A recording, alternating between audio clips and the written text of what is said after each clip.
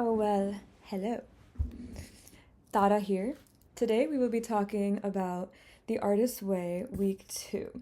So I just finished week 2. If you know me, you will know that I've done this journey previously, but I haven't finished it. So I'm restarting The Artist's Way, gonna post a video every week about the journey, kind of like a journal entry. I already journal a lot. I've always journaled. I write so much. I write all my dreams, I write my affirmations, I write my fears, my hopes, like literally everything in my journal.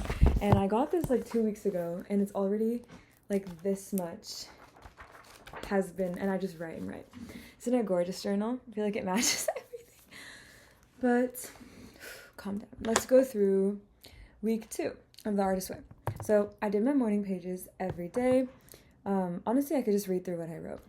I did my morning pages religiously and strongly, encouraging myself, usually through the last page. I found that the first few pages I just had like a lot of doubts, and rather than just writing and getting like lyric ideas or like ideas for things I want to do or wear or people I want to talk to or things I want to create, it was more just like, this is not feeling good, I'm like complaining about this person or this thing or whatever. And I'm not a very complaining person out loud, but I think the pages bear the brunt of my complaints. So right here I write a lot of confusion or complaints about some people came out, as well as a sense of fear, but also growth. Some wins that I saw this week is that I got into this yoga studio to be a teacher, and it's my first time, but I taught a lot of yoga classes this week, like 3 or 4, and they felt really good. Like every time I complete a yoga class, I feel like my highest self. Like I'm just like, yeah, this is me and this is what I do. And I'm just a yoga teacher, and I'm also a singer. I sing in my yoga classes, which I feel like is a very, very unique thing. And I'm just really grateful that I can do that in that space. I wore a lot of cute fits, including this shirt, which was gifted to me by Motel Rocks. I'm like an influencer. And I saw a lot of friends. Sometimes this left me drained.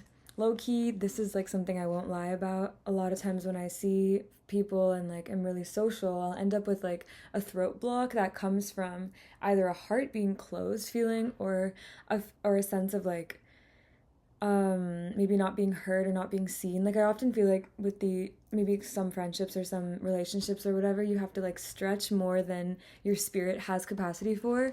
That's kind of what I was feeling this week, but nonetheless, I had a really amazing dance rehearsal for my music video that we're filming next week, and I was realizing I had a lot less comparison to artists around me.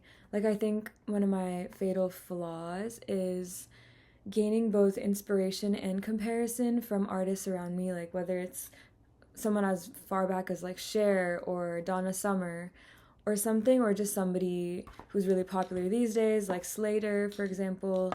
It's like looking at these artists and trying to like map my journey to theirs and being like, they did it this way, which means that I need to do it this way. But I think growing past that will be a big step for me, and realizing that like the more I commit to my own journey, then it won't really matter to me how other people get there, because like we're all just getting to the same spot, you know?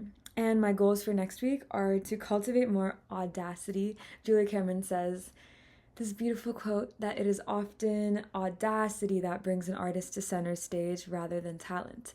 Talent could be there, but I get really in my head about like, is this note perfect? Is my voice perfect? Blah, blah, blah. Like perfect body, like perfect dance moves.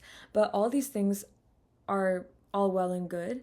But I think if I can cultivate the audacity to like bring these talents that I already have in my life, like I was blessed with them, bringing these talents that are actually really infinite and bringing them to the next level, whether that's posting about it or performing or just like telling people, showing people in public, like whatever that might mean.